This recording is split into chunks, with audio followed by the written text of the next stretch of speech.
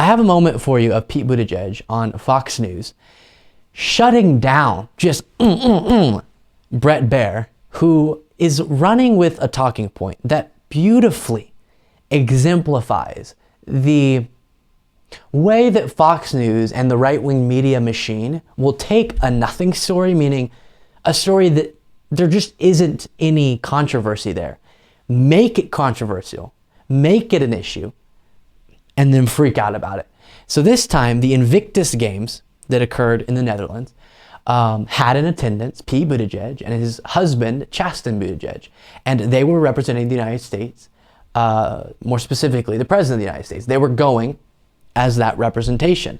And this has been something that U.S. officials have attended as a show of the United States' support of this event. And what this event is sporting games of wounded soldiers. And so there are American wounded soldiers at this event.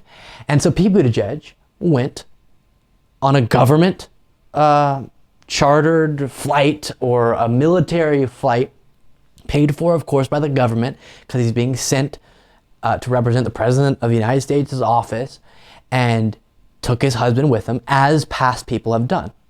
Fox News, and we're going to get to this clip, but Fox News turned that into Pete Buttigieg got the taxpayers to send him on a military, again, you'll hear the specifics in a second here, if I'm getting it wrong, but a military chartered private plane to go to a sports game with his husband in the Netherlands. That's not what it was.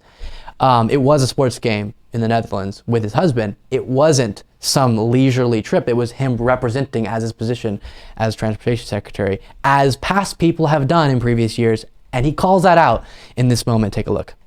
You also brought your husband, Chasten, on a military aircraft to attend a sporting event in Netherlands. Was that That's quite a spin to put on. No. But I mean, was that reimbursed? Because that was one of the controversies with price. I led a presidential delegation to support American wounded warriors. And that was the phrase I was trying to bring up, presidential delegation.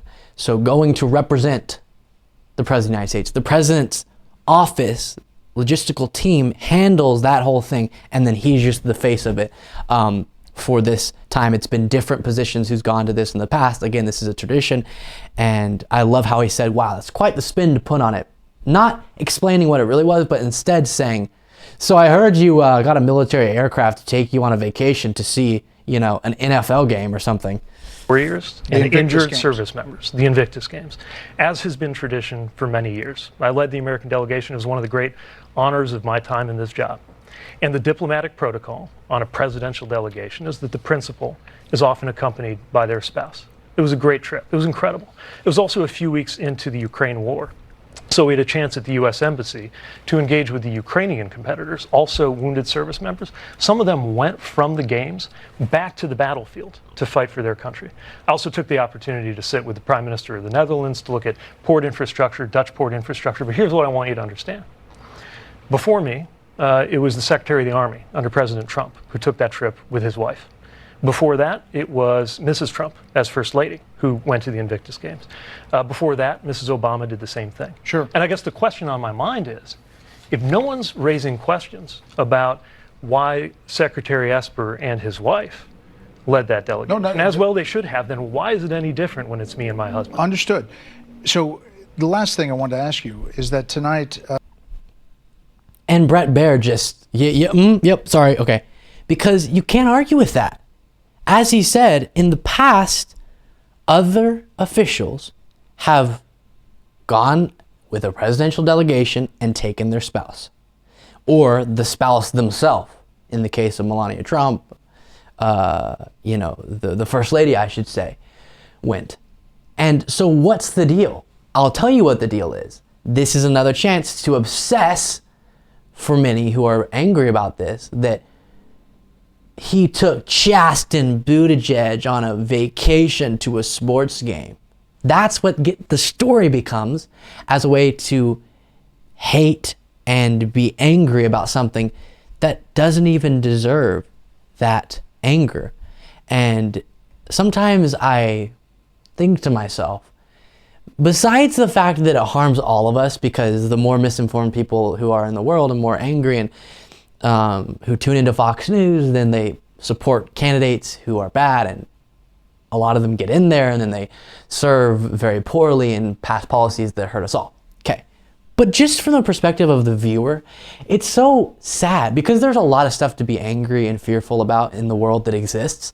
But if you watch certain right-wing networks, it goes all over the place, but you could believe that QAnon things, or you could believe that the election was stolen and all these horrible people are coming for you. And one of the narratives that has gone around is the IRS now is coming to go after MAGA and conservatives, and Pete Buttigieg is using my taxpayer money to go on a luxury vacation with his husband, and I hate that he has a husband. You are actually so much more unhappy as a person being lied to. You don't have to feel those emotions. Feel them about things that exist, that are real stories that can upset you, because trust me, there are lots of them. But don't get yourself so tightly wound and angry about things that are just not true or very miscommunicated to you. Thank you so much for watching. If you want to be a part of what makes this show possible, plus get access to the full video version of the show hours before any of the clips are uploaded to YouTube, plus get a full extra show every single Saturday, you can do so by going to patreon.com/Luke Beasley. That's patreon.com/Luke Beasley, and there's a link in the description.